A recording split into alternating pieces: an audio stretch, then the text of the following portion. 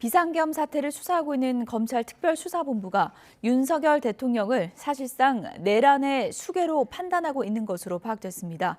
김용현 전 국방부 장관은 오늘 오후 3시로 예정된 구속 전 피의자 신문을 포기하겠다는 뜻을 밝혔습니다. 취재기자 연결해 보겠습니다. 김다현 기자. 네, 검찰특별수사본부입니다. 네, 검찰이 윤석열 대통령을 범행의 정점으로 판단했군요. 네, 그렇습니다. 검찰은 어제 김용현 전 국방부 장관에 대한 구속영장을 청구하면서 내란 중요임무 종사 혐의를 적용했습니다.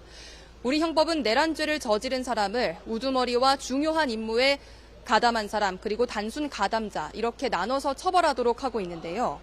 김 전 장관이 우두머리가 아니라는 뜻으로 사실상 최종 결정권자인 윤 대통령을 내란 수괴로 판단한 겁니다.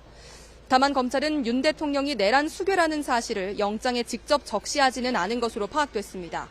검찰 수사는 앞으로 윤 대통령도 직접 겨냥할 것으로 보입니다. 특히 검찰은 물론 경찰과 공수처까지 경쟁적으로 수사를 벌이고 있는 상황을 고려하면 각 기관들이 대통령실과 한남동 관저 등에 대한 강제 수사에 나설 가능성도 배제할 수가 없습니다. 네, 김용현 전 장관은 오늘 영장 심사를 포기했죠?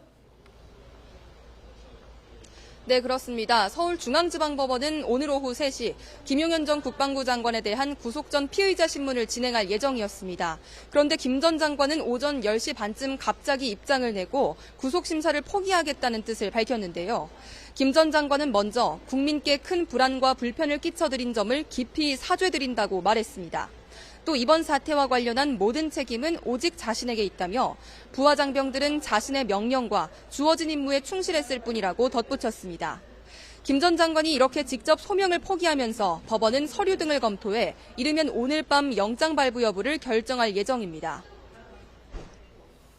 네, 검찰에서는 오늘도 관계자 소환에 속도를 낸다고요?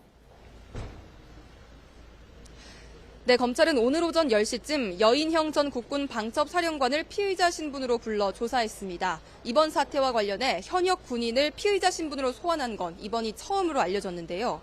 취재진이 여 전 사령관의 입장을 듣기 위해 앞에서 대기를 하고 있었지만 여 전 사령관은 취재진을 피해 조사실로 들어간 것으로 파악됐습니다. 여 전 사령관은 계엄령이 선포된 직후 주요 인사체포를 시도하는 등 계엄령 집행에 주도적인 역할을 한 것으로 의심받고 있습니다. 검찰 관계자는 YTN에 보이는 것보다 수사가 더 빠르게 진행되고 있다고 밝혔는데요. 사안의 중대성 등을 고려해 진술 확보와 신병 확보, 물적 증거 수집에 속도를 내는 모습입니다. 검찰은 어제 국군 방첩사령부 등에 대한 압수수색을 진행하고 곽정근 전 육군 특전사령관도 참고인 신분으로 불러 조사했습니다. 지금까지 검찰특별수사본부에서 YTN 김다현입니다.